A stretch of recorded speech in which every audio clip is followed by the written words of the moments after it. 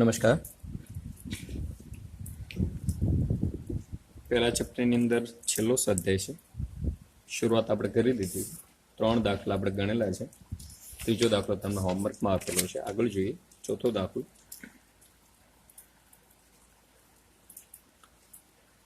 શું કીધું છે એની અંદર? એફ ઓફ એક્સ આપણને આપેલા છે. કઈ રીતે આપેલા છે? X upon 1 plus mode of x. એક અને વ્યાપ્ત છે એવું આપણે સાબિત કરવાનું છે. ફાઇન. આપણે એક કામ કરીએ. એફ કોની અંદરથી લેવાના કીધા છે આપણને? -1 થી 1 વચ્ચે લેવાના છે. F R tends to x belongs to r જ્યાં -1 less than x less than 1. આપણે એક કામ કરીએ, બે અલગ અલગ કિંમતો લઈએ.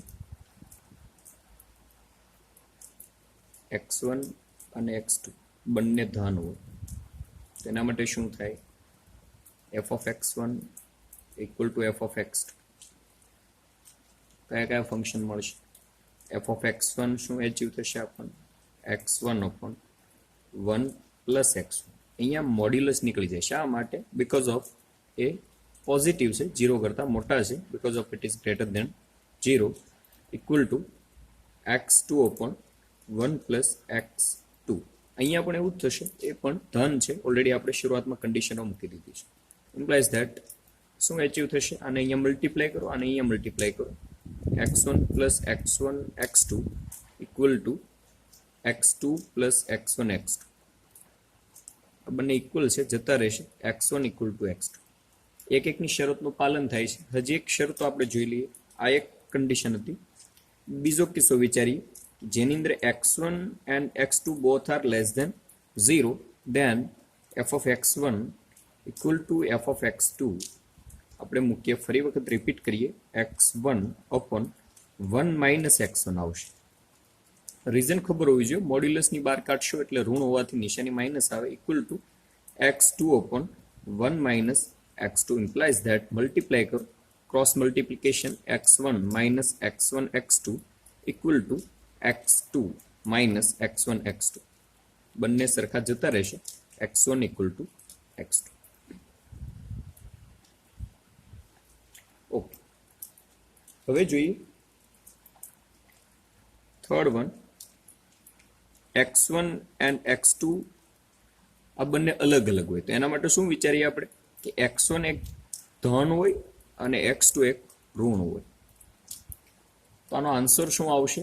Obviously f of x1 not equal to f of x2. શા માટે એવું થશે? કેમ કે f of x1 કેટલા મળશે આપણને? x1 upon 1 પ્લસ x1 આવે. f of x2 કેટલા મળશે આપણને? x2 upon 1 minus x2. આ પોઝિટિવ મળે, આ નેગેટિવ મળે, એટલે એ પણ સરખા થશે નહીં. ઓકે, હવે આપણે જોઈએ વ્યાપ્ત હોવાની શરત જોઈએ તો f of x equal to શું આવે? y plus that y equal to શું થઈ જશે? x upon 1 પ્લસ x લઈએ. ક્યારે? જ્યારે x 0 કરતાં મોટા હોય. આની અંદરથી આપણે y ને સૂત્રના કરતા બનાવીએ તો શું થશે? આને અહીંયા મલ્ટીપ્લાય કરો. સોરી, વ્યાપ્ત માટે તો આપણે x ને સૂત્રના કરતા બનાવતા હોઈએ. તો શું આવશે? y plus xy equal to x. x વાળા પદ આપણે બહાર કાઢી લઈએ એટલે આ બાજુ લઈ જાઓ એટલે માઇનસ થઈ જાય. y equal two x minus xy. x common કાઢી લો, 1 માઇનસ y. તો x ઇક્વલ ટુ શું આવશે? y upon 1 minus y. બીજો એક ફેઝ આપણે વિચારીએ જેની અંદર x નું મૂલ્ય કેવું હોય? 0 કરતાં નાનું હોય. x નું મૂલ્ય 0 કરતાં નાનું હોય તો y પણ કેવા મળશે? ઋણ. તો શું આવશે? Minus x upon 1 plus x. એક કામ કરીએ, આપણે અહીંયા આ પ્લસ લીધા છે. એક મિનિટ, આ y તો જે પ્લસ છે કે માઇનસ આપણે પછી જાણશું, પણ અહીંયા મોડ્યુલસમાંથી બહાર કાઢો એટલે અહીંયા નિશાની કેવી આવે? માઇનસ. બરોબર, x તો 0 કરતાં નાના છે. આપણે ખાલી આ શરતનું જ પાલન કરવાનું છે. જે મોડ્યુલસ ફંક્શન શરૂઆતમાં આપણને આપેલું છે, શું આપેલું છે? મોડ્યુલસ એક્સ છે એમાં બાર કાઢશો એટલે માઇનસ આવશે. તો શું થશે? આને અહીંયા મલ્ટીપ્લાય કરો એટલે કેટલા આવે? Y minus y x equal to x. Implies that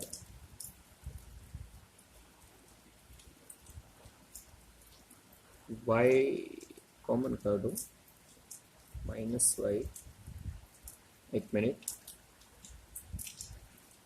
plus y x.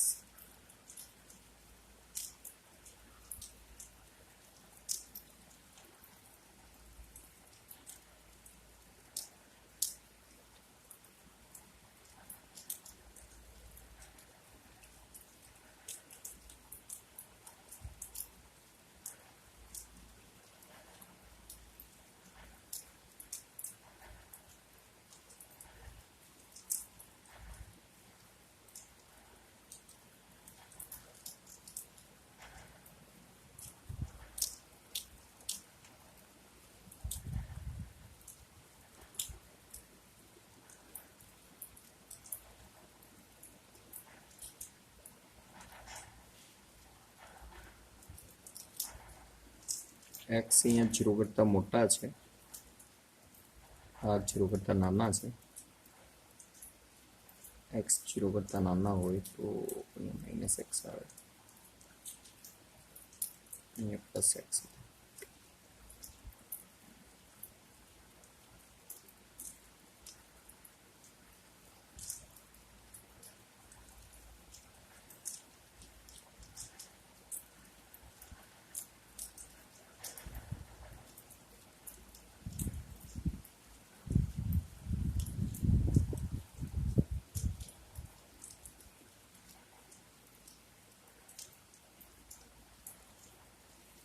ની કિંમત 0 કરતાં નાની લઈએ.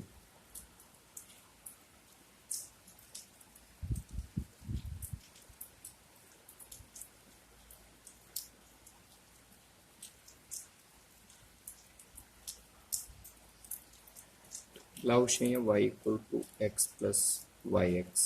એક્સ કોમન કાઢી લઈએ, 1 plus y. X equal to શું આવશે? Y upon 1 plus y. તો બે ઓપ્શન છે, બંને ઓપ્શન માટે આપણે વિચારીએ. અને પ્રતિવિધિ માટે આપણે એક કામ કરવું પડશે, ઋણ ભાગ અને ધન ભાગ વાયનો વિચારવો પડશે.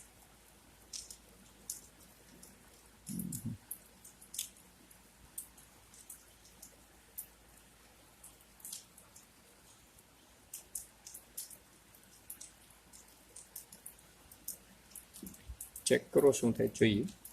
F of X equal two, પહેલા આપણે ઋણ ભાગ ધન ભાગ વિચારીએ, વાય અપોન 1 માઇનસ વાય. આ એક્સની કિંમત હું મૂકું છું, ઇક્વલ ટુ એક્સના છેદમાં અહીંયા એક્સ હોય ત્યાં વાય મૂકી દો, સોરી આ મૂકી દો, વાયના છેદમાં 1 minus y upon 1 plus Y upon 1 minus y. સાદુરૂપ આપશો એટલે આનો જવાબ તમને વાય મળી જશે.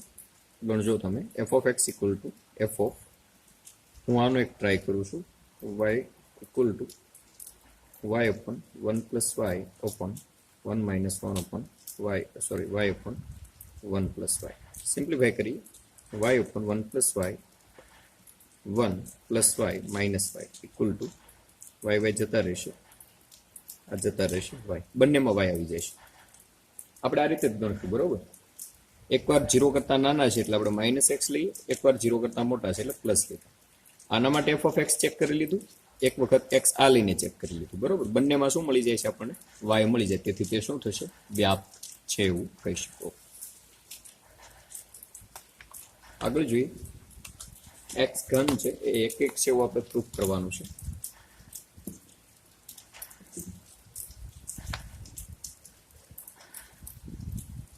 પાંચમો છે F of x1 equal to, આપણે એફ ઓફ x2 લઈએ. એફ ઓફ x1 શું થશે? x1 ઘન અપોન x2 ઘન. આ બાજુ એટલે શું થઈ જાય? માઇનસ x1 ઘન માઇનસ x2 ઘન ઇક્વલ ટુ 0. આના અવયવ પાડો તો શું આવે? અવયવ પાડો એટલે x1 minus x2 x1 square plus x1 x2 plus x2 square equal to 0. આ ક્યારેય 0 નહીં થાય. 0 થવાની પોસિબિલિટી ક્યાં છે? આ ભાગ 0 થશે. x1 minus x2 equal to 0, x1 equal to x2. એક એક હોવાની શરતનું પાલન થાય છે, તેથી તે એક એક છે એવું કહી શકો. છઠ્ઠો છે એફ આપેલું છે n ટેન્સ ટુ ઝેડ, જી આપેલું છે z ટેન્સ ટુ ઝેડ. એનું એક ઉદાહરણ આપવાનું છે કે ગોફ એક એક થાય, જી એક એક ન થાય. તો આપણને સૂચનામાં આપેલું જ છે એ પ્રમાણે જ લઈએ. F of X equal two હું એક્સ લઈ અને જી ઓફ એક્સ બરાબર હું મોડ્યુલસ એક્સ લઈ. આપણે બધાને ખબર હોવી જોઈએ આ છે એક એક નથી, એક એક નથી. હવે ગોફ એક એક છે એવું આપણે સાબિત કરવાનું છે. તો ગોફ શું આવશે?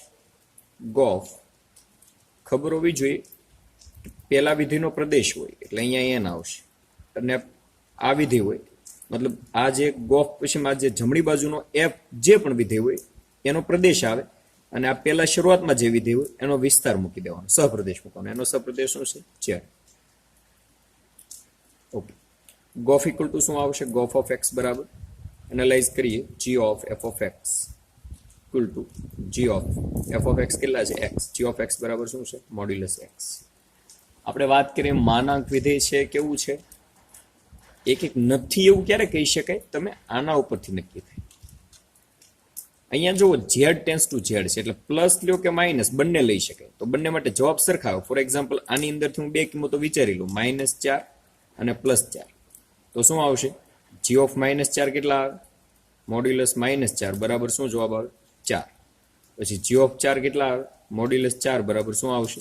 4. બેના જવાબ સરખા એટલે એક એક નથી. પણ આની અંદર તો માઇનસ નહીં લઈ શકીએ કેમ કે પ્રદેશની કિંમત જ લેવાની છે. એક્સ કોની અંદરથી લેવાની છે? એન માંથી, એટલે ઋણ કિંમત લઈ શકાય નહીં. આ દાખલો ઓલરેડી આવી ગયેલા છે આવા. આપણે મેં તમને હોમવર્કમાં આપેલા હતા કે અલગ અલગ પ્રદેશ અને વિસ્તાર હોય તો અમુક અમુક વિધેયો છે એ એક એક બને, અમુક વિધેય એક એક ન પણ થાય. એ તમે ઓલરેડી દાખલા પાછળ ગણેલા છે. હું તમને વાત કહું કે ક્યાં આપણે ભણ્યા છીએ. ઓકે, સ્વાધ્યાય 1.2 માં બીજો આખો દાખલો છે. સ્વાધ્યાય 1.2 માં બીજો દાખલો તમને હોમવર્કમાં આપ્યો હતો, એક આપણે ગણ્યો હતો. એની અંદર શું અલગ અલગ કન્ડિશનોમાં અલગ અલગ વિધેયો એક એક થાય છે, એક એક નથી થતા એવું છે. તો અહીંયા જોવાનું છે પ્રદેશ શું છે. ઓકે, તો ગોફ છે એ એક એક વિધેય છે, એક એક વિધેય છે. રીઝન શું છે એનું? કે ઋણ કિંમત નથી લઈ શકતા, એનું રીઝન છે. દાખલો પૂરો, આગળ જોઈએ. 7મું છે ગોફ વ્યાપ્ત હોય. એફ શું આપેલું છે? n tense two n. જી શું આપેલું છે? n tense two n. શું કીધું? ગોફ વ્યાપ્ત હોય, એફ વ્યાપ્ત ન હોય. હવે એક ઉદાહરણ આપવાનું છે. ઓલરેડી સૂચનામાં આપેલું છે. એફ ઓફ એક્સ આપણે કન્સિડર કરીએ x+1, જી ઓફ એક્સ બે ફોર્મ છે. એક x-1 1 where x less than 1, it is for x equal to 1.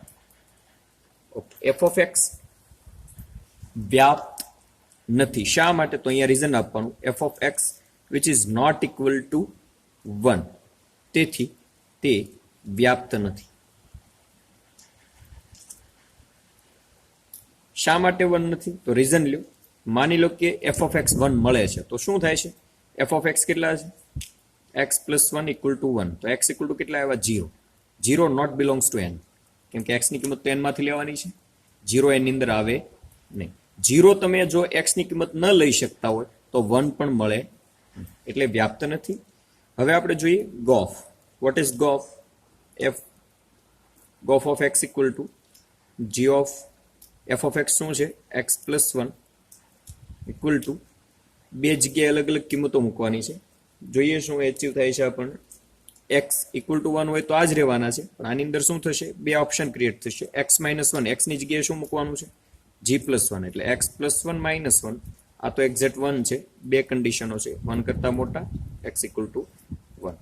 તો શું થશે? 1 1 જતા રહેશે, x આવશે, અહીંયા 1 આવશે, x1 x ઇક્વલ ટુ 1.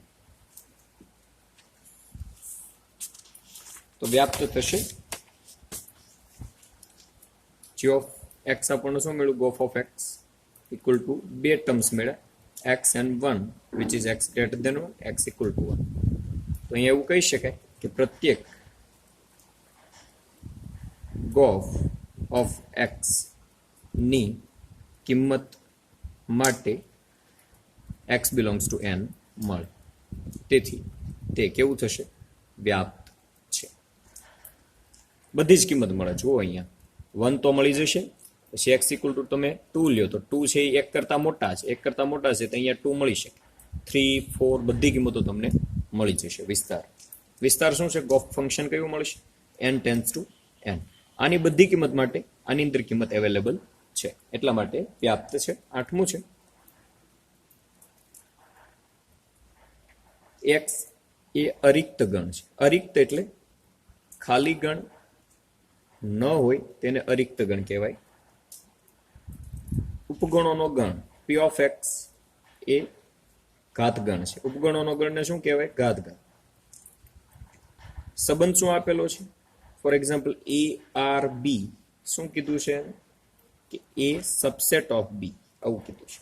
તો સામ્ય સંબંધ છે કે નહીં એ ચેક કરવાનું છે. સૌપ્રથમ આપણે જોઈએ કે a ઉપગણ e, એનો મતલબ એવો થાય કે a બિલોંગ્સ ટુ r. કેમ કે a ઉપગણ એ પોતે પોતાનો ઉપગણ હોય એટલે આ શરતનું શું થાય છે? પાલન થાય છે. તેથી r ની અંદર છે, r ની અંદર હોય તો એ સ્વવાચક છે. Another one a subset of b, sorry ERB માટે શું મળશે? a ઉપગણ b. પરંતુ b ઉપગણ a શક્ય નથી. તેથી એવું લખી શકાય કે b r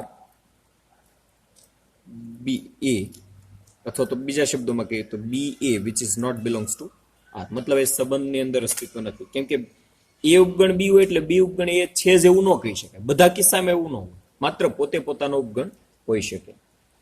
કે ત્રીજું જોઈએ આપણે શું છે? પારંપરિકતા માટે જોઈએ કે a r b then b r c. આનો મીનિંગ શું થશે? a ઉપગણ b. આનો મીનિંગ શું થાય? b ઉપગણ c. Implies that a b માં હોય, b c માં હોય તો a c ની અંદર છે એવું તમે કહી શકો. a c ની અંદર હોય તો a r c એવું કહી શકાય. તેથી તે પારંપરિક છે. તેથી તે સામ્ય, આપણે જવાબ આજ મેળવવાનો હતો ને, સામ્ય સંબંધ છે કે નહીં, તો એ નથી. શા માટે નથી? કેમ કે તે સંમિત નથી. સંમિતતાનો ગુણધર્મનું પાલન થતું નથી. ઓકે, 9મું એક્ઝામ્પલ જોઈએ આપણે. ફરી વખત x અરિક્ત ગણ, p ઓફ x ઘાત ગણ, દ્વિક્રિયા આપેલી છે. કઈ રીતે આપેલી છે? a છેદગણ b. તો x એ આ ક્રિયામાં તે તટસ્થ ઘટક છે.